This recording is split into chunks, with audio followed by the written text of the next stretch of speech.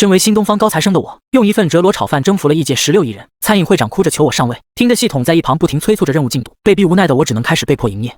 意识回笼的瞬间，郝帅只觉得嘴里泛着一股说不清道不明的怪味，麻、辣、酸、甜、苦，五味在舌尖上打架，那感觉好不自在。睁眼的瞬间，他亚麻呆住了。我这是怪味鸡，我的分子料理怪味鸡。记忆碎片在脑海里翻涌。作为新东方的高材生，郝帅在实验室里把他新研制的各种粉末混在一起，用液氮急冻后打碎，撒在低温慢煮的鸡胸肉上。吃下去的第一口，5种味道依次爆发，像烟花在嘴里炸开。他兴奋极了，然后他就什么都不知道了。醒来后就到了这个奇怪的地方。宿主已绑定，任务目标已激活，宿主灵魂已成功植入目标身体。当前身份：南陵城云家老铺少东家云逸。任务目标：拯救即将关门的云家老铺，重振厨神母亲荣光。失败惩罚：永久困在古代，且再也不能吃美食。等，什么系统？什么任务？不能吃美食是什么意思？你把我从新东方弄到这个鬼地方，就为了让我开餐厅？提示：宿主原身体因食物中毒生命垂危，系统已将宿主灵魂转移至此。此世界美食文化衰落，急需拯救。郝帅想到刚刚发生的事，只能无奈的笑笑，寻思这么奇怪的事竟然让他碰上了。我中毒了？也是，那怪味鸡确实有点作死。他低头看了看自己瘦的皮包骨，跟他那160斤的身板比起来，简直像根柴火棍。原主因母亲去世，悲痛过度，意志消沉，现由你接管。云家老铺当前声望值-50，濒临倒闭。这得是把客人得罪成什么样才能负分？郝帅踉跄起身，这就是厨神阿贝的家，她是南陵城赫赫有名的女厨神，一手新刀流厨艺出神入化，做的菜能让人吃出幸福的味道。但是半年前原主母亲突然病故，原主悲痛欲绝，从此一蹶不振，云家老铺的生意一落千丈，如今门可罗雀。行吧，既然来了就得活下去，开餐顶是吧？我在新东方学了3年，8大菜系、分子料理、面点雕刻，哪样不是手到擒来？云逸，真味楼的魏奢今天办新菜品鉴会，请了全城有头有脸的人，连餐饮商会的江会长都去了。他当着所有人的面说你们云家老铺的东西是垃圾。品鉴会在哪里？就在真味楼门口，人山人海的，你快别去了，去了也是丢人。走，去看看。你疯了！你现在的名声去了不是找骂吗？找骂？不，我是去找机会。真味楼前人山人海，红漆大门前搭了一座高台，里面是什么？勾得人直咽口水。真味楼掌柜魏奢站在高台上，诸位，今日魏某新创一道菜，叫做翡翠凤眼。此菜取初春荠菜榨汁，混入上等虾胶，摔打3600下，再以午夜时分采自北山的鲜笋尖做底，文火慢炖3个时辰。翡翠凤眼。人群中，云逸挤了进来，他死死盯着那道菜。听说云家老铺那个女厨神死后，他儿子把店开的都快倒闭了。可不是嘛，魏掌柜说的对，他家就是垃圾。那小子今天来了没有？让他看看什么叫真正的厨艺。诸位可知我为何要费这般功夫做这道菜？因为有些人仗着祖上名头，拿些残羹4烧糊弄食客，把南陵城餐饮界的脸都丢尽了。我魏某不才，愿意真才实学，为南陵证明。这不是云家那小子吗？还敢来？云逸，你娘不是厨神吗？你怎么不去做一道菜，让魏掌柜看看？走了，这些人太过分了。这原主也太不争气了。系统提示，请宿主注意，你现在就是云逸。行吧。云少爷也来了，要不要上来尝尝？这翡翠凤眼怕是比你云家老库的馊饭强些。云逸没有说话，只是静静地看着这道菜，犀利的眼神透着不一样的光。片刻，云逸说道：“魏掌柜，你的翡翠凤眼虾胶摔打了2000下左右，不够3600。荠菜汁没有过滤，有渣。高汤用的是老母鸡和金华火腿，鲜味太冲，压住了虾胶的清甜。云少爷嘴皮子倒是厉害，你要是真有本事，做道菜出来让大家看看。好。”你疯了！真味楼的后厨宽敞明亮，10几个灶台一字排开，各种食材琳琅满目。这不是云家那个废物吗？来我们后厨偷学，让他看呗，反正也看不懂。云逸没有理会他们，目光扫过整个厨房，最后落在角落的一个泔水桶上。这小子要用泔水做菜，他是来搞笑的吧？云逸充耳不闻，他把玉米粒包下，把鱼骨上的鱼肉剔下，然后他开火。锅烧热，猪油下锅，油温到了70%热，他把冷饭倒进去，大火翻炒，米粒在锅中跳跃，渐渐变得粒粒分明，每一颗都裹上了薄薄的油光。最后一缕锅气升腾而起，他关火。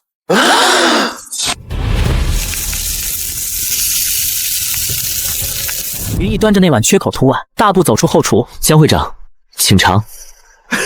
这不是我家隔壁王婆婆喂狗的碗吗？江元怀咀嚼了一下，整个人突然僵住了。他的瞳孔骤然收缩，2行浊泪无声的滑落。这道菜叫销魂饭，用的是真味楼昨天倒掉的剩菜，半根啃过的玉米，几片烧焦的菜叶，一块残溜溜的鱼肉鱼骨，还有昨晚宴席剩下的冷饭。你说我母亲的菜是垃圾，我今天就用你扔掉的垃圾，让你知道什么才叫真正的料理。妙！诸位且听我细品。这玉米粒经过日晒夜露，甜味浓缩，入口先是焦香，继而回甘，甜的厚重绵长。这鱼骨肉取自鱼骨缝隙，本是器物，却被细心剔下，经猛火逼出骨髓精华，鲜而不腥。细品之下，还有一丝烟熏风味。最绝的是这冷饭，它在泔水里浸泡一夜，吸附了各种食材的汁液，再用猛火爆炒，锅气逼入米心，粒粒分明，却又饱含汁液。这一口下去，有玉米的甘，菜叶的苦，鱼骨的鲜，米饭的糯，五味调和，浑然天成，太香了。会社，你的翡翠凤眼、虾胶弹牙、笋尖脆嫩，技汁清香，三者搭配和谐，技法纯熟，确是上品。但这道菜美则美矣，却缺少了魂。它没有故事，没有来历，只是一道精致的菜。而云逸这碗小魂饭，每一粒米都有它的来历，每一片菜都有它的故事。它把被人抛弃的味道重新唤醒，让他们焕发新生。这不是厨艺，这是对生命的悲悯，对天地的敬畏。云逸，你让我看到了你母亲的影子，不，你超越了她。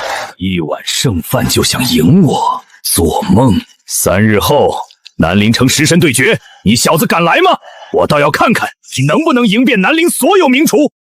一儿要让更多人尝到幸福的味道。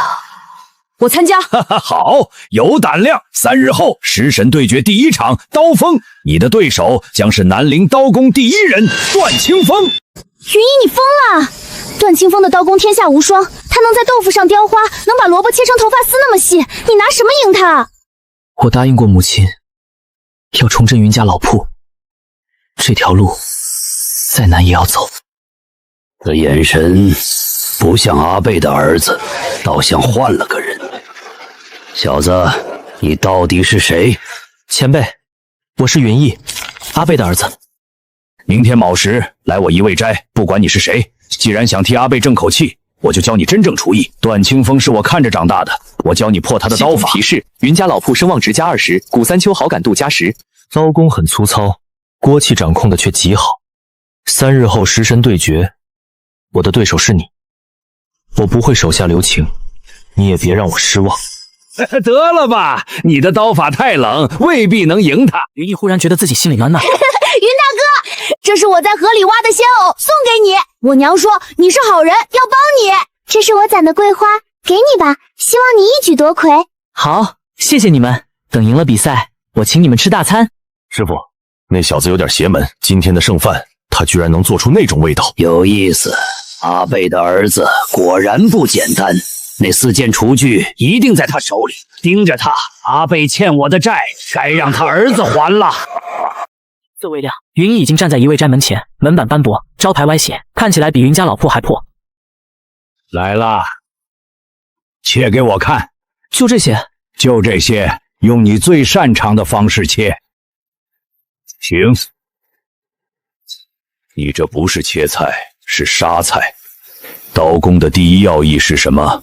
准，是听食材的声音。手掌贴在萝卜上，萝卜脆，刀下去要有咔嚓声，不能闷；豆腐嫩，刀要快，不能压；藕有筋，要顺着纹理切，不能硬来。刀不是工具，是你手的延伸。刀在手里，要像长在你身上一样。你母亲阿贝15岁就能闭着眼睛切豆腐，切出来的薄片能透光。她的心刀流不是用眼睛看，是用心感受食材的纹理、水分、密度。刀依心走，心而意动。这一次，他顺着萝卜的纹理，一刀到底，刀刃切开纤维的声音清晰而流畅，像撕开一匹丝绸。他靠着指尖的触感，感受刀刃在豆腐内部的阻力变化，然后快刀切下。各种食材在指尖迸发的瞬间，云逸好像悟到了什么。云逸睁开眼，才发现自己后背已经湿透了。你练了多久？断断续续，练了几年。阿贝的新刀流，你学了个7、8成。喝一口，然后我教你破段清风的刀法。段清风那小子刀法叫双刃流，特点是快、准、冷。他的刀永远在动，像冬天的风，无处不在，无孔不入。他的对手往往还没反应过来，食材已经被他切好了。怎么破？用慢破快。他的刀快是因为他追求速度，但速度越快，越容易忽略食材的本质。你不需要跟他比快，你要比他慢。每一刀都切在食材最完美的纹理上。当他的刀会因为太快而切断了食材的结构时，你的刀因为慢而保留了食材最完整的味道。记住，刀工的终极目的不是为了炫技，而是为了让食材更好吃。食神对决第一场，刀工，2位选手需用刀工展现食材之美，限时1个时辰。现在开始。云逸，今天我就让你见识见识什么才是真正的刀工，让你开开眼界。那我就做一道琉璃藕片应对你。开始。段清风的动作行云流水，他先将琼脂熬化，倒入盘中冷却凝固，做成透明的基底，然后取出一块嫩豆腐，先切成4方块，开始雕刻，最后用各色蔬菜水果汁上色，整道菜精雕玉琢，美得如梦如幻。围观众人爆发出雷鸣般的掌声。段清风收刀，看向云逸，该你了。云逸走到案板前，他闭上眼睛，思考着原主脑海中妈妈的记忆。逸儿，切藕要顺着纹理，一刀到底，不能犹豫。藕片切得越薄，越能看清它的纹理，那是他生命的痕迹。云逸手指翻飞，一截藕在他手中飞快旋转，切完最后一刀，他把藕片放入冰水中浸泡，瞬间水中盛开出一朵洁白的莲花。然后云逸用唐离送的桂花制作的桂花蜜糖浆，写上了云家老铺必胜几个苍劲有力的字，每个字都流露着清香的桂花。云逸点下最后一笔的时候，全场哗然。请。这藕片入口先是脆，齿间感受到藕的纤维断裂，然后瞬间在嘴里化开。每一片藕都吸饱了桂花蜜的香气，却又保留着藕本身的清冽，甜而不腻，清而不淡。那片薄荷的微凉，让整个味觉体验完整而余韵悠长。更难得的是刀工，藕片切到如此之薄，透过藕片清晰可见，说明藕片厚度不超过半毫。而你用的是普通的刀，没有双刃的锋利，全凭手腕的力道和内心的平静。这是新刀流的真谛。段清风，你的菜品刀工精湛，堪称艺术品。豆腐能雕到如此细致，已是刀工极致。但这道菜的问题在于，琼脂基底无味，豆腐本身也无味，全靠素菜之提味。食客第一眼会被它的美震撼，但入口之后却会感到空虚。我们做菜的最主要的目的还是味道。这场毫无疑问，他赢了。食神对决第一场，胜者云逸。我输了。你的刀工我望尘莫及，你让我懂得刀工的真谛，不是为了炫技，而是为了味。别，你的八仙也让我大开眼界，咱们互相学习。受教了。恭喜宿主声望转正。小子，你那桂花蜜里加了什么？我闻得出来有桂花的香，但还有一股陌生的甜。是我自己配的一种糖浆，用桂花和一种西域来的香料调的。罢了，不管你是谁，保护阿贝的招牌，我老头子就认你。食神对决第二场，你的对手是魅姬，他可不好对付。他是北地盟的毒膳使，最擅长的就是用毒物和迷幻香料迷惑人心，又是魏瑟的师妹，你要小心。云逸沉思片刻，脑中闪过在新东方学过的一道菜，能做出最野的味道，还能破解迷幻香料的影响。我有主意了。云逸不好了，我刚才偷听到魏瑟和魅居说话，他们说要在比赛时做手脚，让你的食材出问题。需要我去盯着他们吗？我也去，我跑得快。他们做手脚，我们就将计就计。唐离，你帮我盯着他们的行动；段兄，你帮我保护食材；阿泰，你帮我传递消息。咱们分工合作。系统提示：团队协作模式开启，队友各司其职，可有效防止对手作弊。哼，师妹，那小子今天的刀工比试，他居然赢了段清风。师兄放心，野味是我的天下，我会让他知道什么才是真正的美味。我准备了特别的调料，保证让评委欲罢不能。你是说迷幻香？江元怀可不好糊弄，而且食神对决的评委不止他一个，万一有人尝出来……师兄放心，我自有办法。这香无色无味，根本尝不出来。再说了，就算被发现，也有师傅盯着，北地盟的面子他敢不给？阿贝的儿子，我倒要看看你有多大本事。好，那就按计划行。3日后，演武场再次人山人海，食神对决的名声已经传出了南陵城，成了方圆百里最受瞩目的盛事。云家小少爷，我的十全大补汤用了18种名贵药材，文火慢炖，武火收汁，中间添了9981次水，才熬出这一锅精华。你拿什么跟我比？就这些，路边摘的，地里挖的，河里捞的。哎呦喂，你这是要做猪食吗？还是喂鸡？云家老铺这是穷的连块肉都买不起了。小少爷，你这是打算让评委们体验荒野求生吗？还是说云家老铺穷的连块肉都买不起了？云逸不为所动，他开始处理食材，野葱洗净后斜刀切断，酸果他将其切成薄片，苦菜撕成小片，黄柏树树皮切成细如发丝的丝状，草根他将其整根放最后，他拿起条蚯蚓，放在一块烧热的石板上，把烤干的蚯蚓碾成粉末，撒入锅中，一种奇特的气味在空气中散开。各位请品。这汤味道确实浓郁，药材的苦，鹿茸的腥，人参的甘，全都融在汤里，喝了还想喝。奇怪，明明药材味很重，但就是停不下来。这汤有种魔力，让人上瘾。美姬，你这汤里加了什么？江会长，不过是些寻常药材，您多虑了。人参的甘，鹿茸的腥，冬虫亚草的清香，应该都很明显。小女子只是火候掌握的好罢了。轮到云逸，他盛出一碗汤，卖相粗糙。江元怀接过碗，犹豫了一下，还是闭上眼睛喝下一口。这汤一入口，首先是一股泥土的芬芳，像雨后在气息，带着大地的厚重；紧接是草木的清苦，像山野的凉风拂过舌尖，原始而粗犷，带着火焰的温度；最后是一种奇妙的回甘，像清晨的滴在舌尖，第一次用火烤熟食物的惊喜，从舌根缓缓升起，蔓延到整个口腔。这是什么？这锅汤的创意来自荒野求生，野葱、酸果、苦菜、树皮、草根，它们都是荒野中的野味王者。最关键的是蚯蚓，烘干磨粉后，它提供的是最纯粹的蛋白质香气。也是人类最早的肉食来源，焦香中带着野味的独特气息。这道菜想表达的是，真正的野味不是用名贵食材堆砌，在荒野里能活下来，能吃饱，就是最大的美味。而那些靠旁门左道让人上瘾的东西，不是厨艺，是药。我感觉浑身轻松，像是回到了小后在山里跑，在河里抓鱼，饿了就挖野菜，烤出那种最单纯粹的快乐。再来一碗，这汤喝下去，浑身毛孔都张开了，头脑也清醒了，比什么人参鹿茸汤强多了。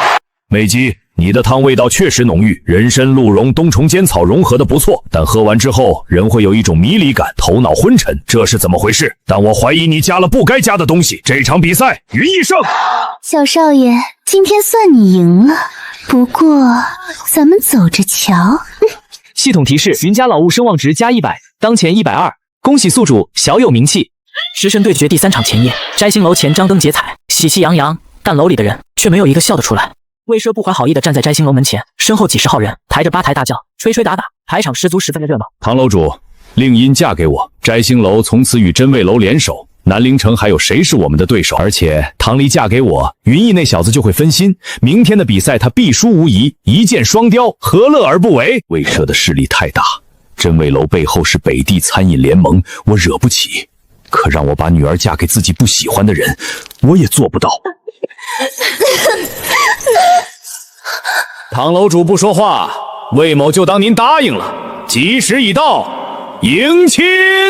慢着，云逸，今日我大喜，你若要捣乱，我不捣乱，我是来和你比试的，就比谁能做出最打动人心的菜。我赢了，放了他；我输了，我从此消失。云家老关的招牌也给你。不要管我，你会输的，快走！好，我就陪你玩玩。公平起见，唐正清邀请了南陵城赫赫有名的知味者林清瑶。你们题目是喜宴，开始吧。魏奢取出一块上等金华火腿，用蜜汁腌制，上笼蒸透。他还特意在火腿上雕了双喜字。这道菜他练了10年，闭着眼睛都能做。云逸制，他把梨削皮切薄片，梨片薄如纸，透如沙，每一片都厚薄均匀。锅烧热，下肉片，煎至两面金黄，然后撒上自制调味料，再把梨片铺在肉上，盖上锅盖，小火焖煮。肉香中透着果香，所有人都疯狂抽动。林清瑶夹起魏奢的火腿放进嘴里，火候到位，蜜汁香甜，火腿软烂，甜咸适口，雕的双喜字也精致应景，但过于甜腻，多吃几口会腻。而且火腿的咸味和蜜汁的甜味有些分离，没有真正融合。作为喜宴菜，它够体面，但不够动人。云逸的菜刚端上来，梨香夹着肉香引的人群涌上来，有人夹起一片肉送入口中，咀嚼了一下，突然浑身一震，那味道像一股清泉流过味蕾，接着是肉汁的鲜香在口中爆开，浓郁而不腻。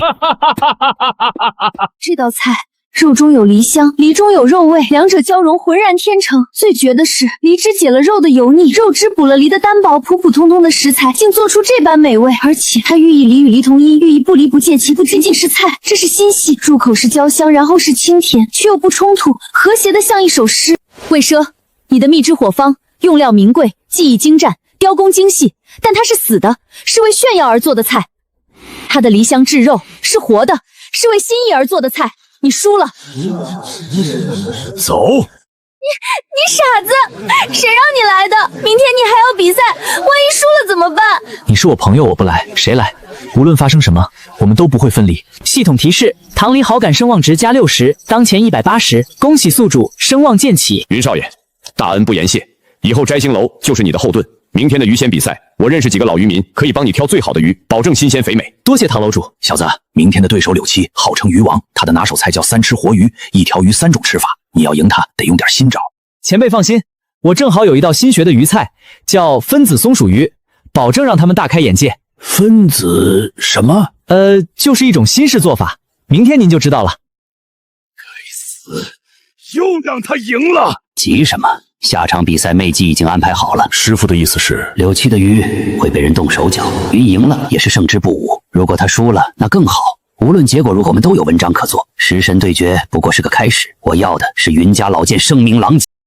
食神对决半决赛第一场，城南演武场，鱼鲜比拼，万人瞩目。柳七一身青布短褂，面容清瘦，一双眼睛却格外明亮。这鱼怎么不如平时鲜活？但他没有多想，一刀拍晕。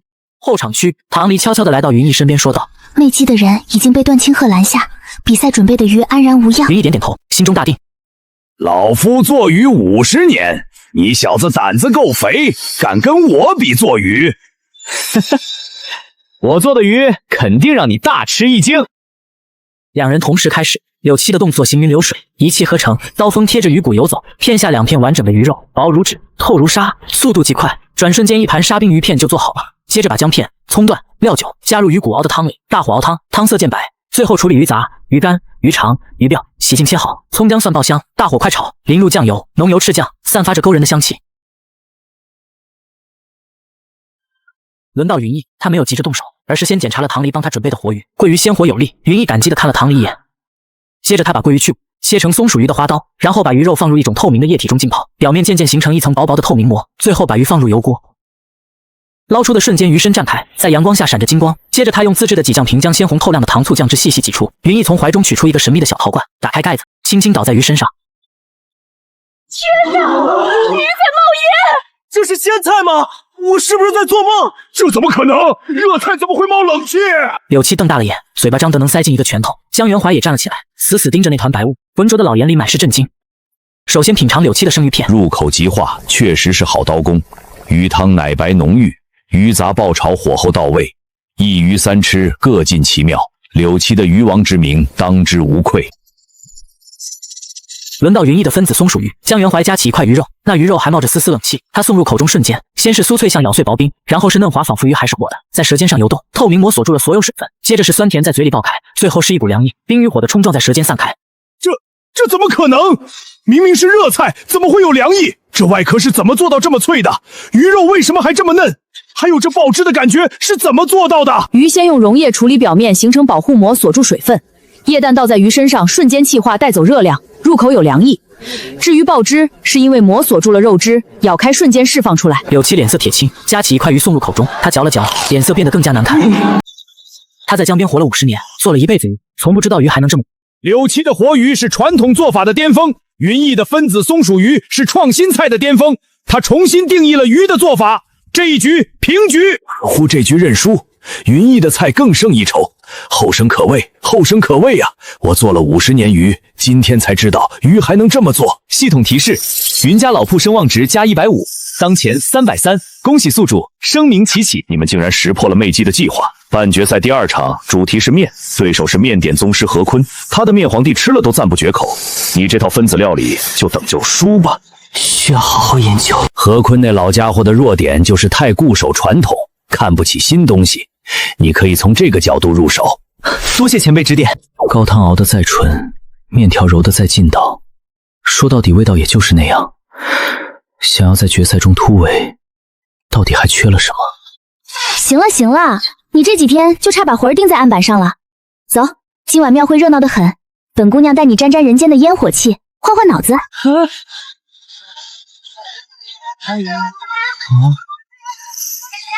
五颜六色糖条。哎，云逸，你看那个兔子的。没等唐离说完，云逸好像想起什么，转身就往家的方向跑去。你个只知道做饭的木头，你给我站住！半决赛，何坤早早来到赛场。我的龙须面细可穿针，入口即化，是祖上传下来的手艺。我练了40年，才练到这100扣的水平。你小子也配跟我比？前辈的技术确实了得，但云某也不是吃素的，等着瞧吧。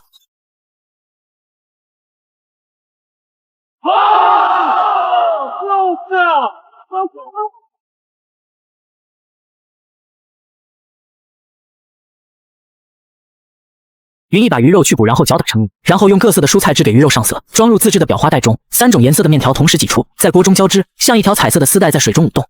最后迅速放入冰水，接着把鱼煎熟，加入沸水。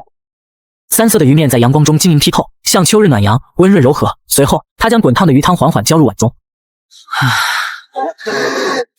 这是面条，用鱼肉做面，我做了40年面，还是头一次见，这不是胡闹吗？鱼肉富含胶质，捶打成蓉后就有了筋性，可以像面团一样塑形。这样做出的面条既有鱼肉的鲜美，又有面条的口感，原汤化原食，鱼骨熬汤，一滴不浪费。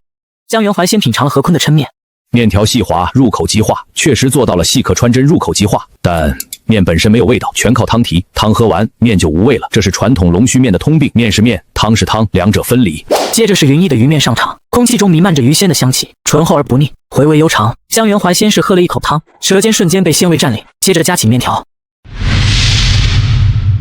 3种味道在口中交替，却又不冲突，和谐地融合在一起，像一首3重奏。这太神奇了！鱼面新7道弹牙，鱼汤浓郁鲜美，面与汤同源不同味，层次之丰富令人叹为观止。而且这面条的口感比普通面条更加 Q 弹，带着鱼肉特有的胶质感，越嚼越香，越嚼越有味道。最妙的是，这道菜完美诠释了原汤化原食的古训，物尽其用。它既保留了传统面点的精髓，又开创了新的可能。何坤也夹起一块，尝了一口，他沉默了良久，脸上的表情从震惊变成沉思，从沉思变成释然。我输了。龙须面只是把传统做到家极致，你却创造了新的传统，开辟了面点的新境界，这才是面点的未来。老夫做了40年面，今天才明白，传承不是固守，而是创新。小子，你让我开眼了。系统提示：云家老声望值加100，当前430，恭喜宿主名震南陵。云逸，决赛的对手是华阳，北地盟的盟主，也是当年和你母亲齐名的厨神，你要格外小心。据说他的拿手菜是9转乾坤，那是北地盟镇盟之菜，用9种山珍海味，分别用9种技法烹饪，最后融合成一盘，那味道天下无双。这是华阳毕生心血的结晶，也是北地盟最强的招牌菜，你要小心。云逸脑海中突然闪过一个画面，他心里想着，就这么干，用最简单的菜做最温暖的味道。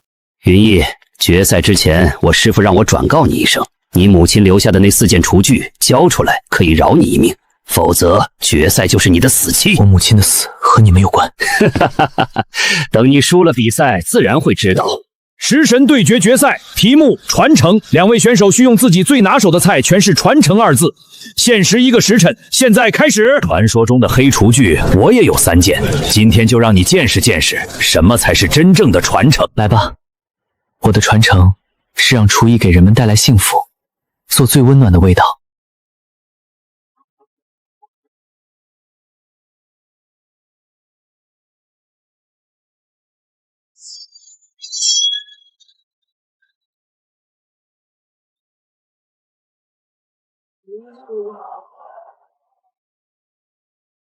9转乾坤，9种食材，9种技法，9种味道，融合成一种全新的味道，没有人能逃离它的香气。就这，蛋炒饭，决赛就做个蛋炒饭，这也太敷衍了吧？他是不是放弃了？云逸没有说话，下鸡蛋、米饭、炒饭本身发出的金光越来越亮，最后像一轮太阳在他手中燃烧。这道菜代表家的温暖和希望。传承不是把菜做得越来越复杂，而是把最简单的菜做到极致，做到能温暖人心，是每个人都能吃起，每个人都能做，每个人都能从中感受到幸福。鲍鱼的鲜，海参的糯，鱼翅的滑，这9种味道确实融合得很好，层次丰富，回味悠长。好，活了几十年，从没吃过如此美味。轮到云逸的太阳蛋炒饭，这像小时候母亲在灶台前忙碌的身影，像冬天里一碗热汤的温暖，像摔倒后被扶起来时的那只手。这是家，是爱的味道。这饭让我想起了我娘，她以前也经常给我做蛋炒饭。我娘已经不在了，可这饭的味道跟她做的一模一样。我吃了40年的山珍海味，没想到最好吃的竟然是一碗蛋炒饭。华阳不信，自己夹起一块送入口中，脑海中突然出现他还是个孩子的时候，的母亲也给他做过蛋炒饭。那时候没有钱，没有争名夺利，没有仇恨，只有单纯的幸福。这是什么味道？这是家的味道，是传承的味道。传承不是继承仇恨，不是争夺名位，而是把爱与温暖一代一代传下去。你的9转乾坤代表了厨艺的巅峰，但缺少了最重要的东西——心。而且这道菜用的都是名贵食材，普通人吃不起。真正的传承应该是每个人都能做，每个人都能吃的，能让人想起最温暖的记忆。食神对决最终胜者云家老铺的云逸。我输了，我竟然输了！阿贝，你赢了，你永远都赢了。现在可以告诉我了吧？我母亲到底是怎么死的？阿贝，她是我这辈子最佩服的人，也是我最恨的人。你可知道，我和你母亲本是同门师兄妹。当年她天资聪颖，悟性极高，一起学艺她一学就会，而我拼尽全力，却始终差她一步。每一次比试都是我输，每一次师傅夸奖都是她，每一次机会都落到她头上。我嫉妒她，可我更敬她爱她。我以为我足够努力，总有一天能追上她，可是没有，永远没有。后来北地盟找到了我，他们说只要我加入他们，就能得到天下最顶尖的厨艺秘籍，就能超越阿贝。我动摇了他们，我加入了北地盟的人，他们答应我，只要我拿到阿贝手里的4件厨具，就让我当盟主。所以阿贝不给你厨具，你就害死了他。他那么相信我，怎么会想到我会害他？我们从小一起长大，他把我当亲哥哥。你竟敢！下手吧！就这些年，我每晚都梦见他笑着喊我师兄，梦见我们一起学艺的日子。我后悔，可已经晚了。我成盟主，可我失去的比得到的多得多。我是个懦夫，我是个畜生。我不会杀你，你的命换不回他的命。我要你活着，活着看我如何用他留下的厨具做出让所有人幸福的菜。我要你每一天都活在愧疚里，每一天都想起你做过的事。奖励：厨神完整记忆加4件厨具完全激活。恭喜宿主名扬天下！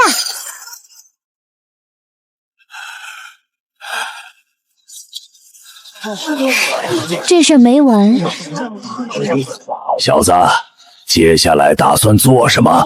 云逸想起曾在学校时自己发过的誓，又想起穿越过来这段时间认识的这些好朋友。以后我要开一家自己的餐厅，做出让所有人吃出幸福的菜。重建云家老铺，开一家店就叫向日葵。我要用母亲留下的厨具，做出更多让人幸福的菜。这名字好土。我要当小二，我跑得快，还能帮云大哥洗菜，我还会端盘子。好，你当店小二，唐离当账房，段兄当刀工师傅，咱们一起把云家老开起来。谁要当你账房？初级任务完成，可选择。云逸毫不犹豫地按下了选择，选择确认。祝宿主在这个世界创造属于水师传奇。系统即将进入休眠模式，若有需要，可随时唤醒。愿美食与你同在。